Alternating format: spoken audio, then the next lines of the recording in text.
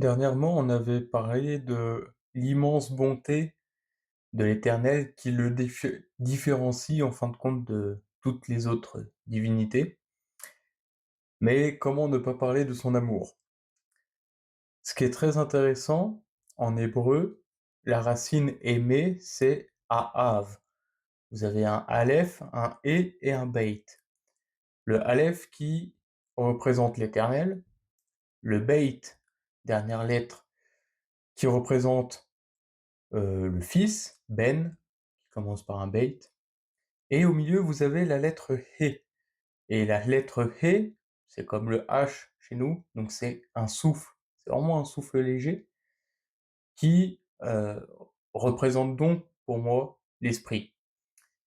Vous remarquerez que l'esprit rend témoignage entre le Père et le Fils.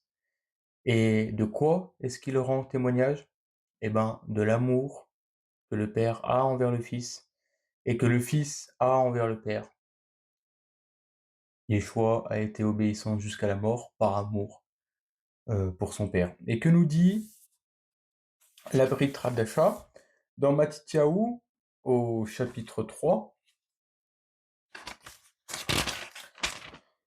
vous avez le dernier verset 17 qui nous dit: Et une voix venant du ciel dit, Celui-ci est mon fils bien-aimé, en lui je trouve tout mon plaisir. Et Yohanan, dans ses lettres, nous dit dans 1 Jean chapitre 4 verset 16, Aussi nous avons connu l'amour que Dieu a pour nous et nous lui faisons confiance. Dieu est amour et celui qui demeure dans cet amour demeure uni à Dieu et Dieu demeure uni à lui.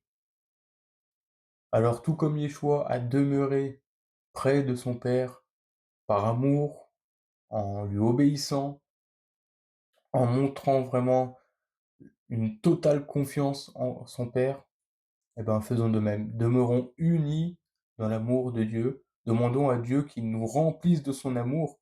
Alors, on sera capable d'aimer même nos ennemis comme Yeshua nous le demande.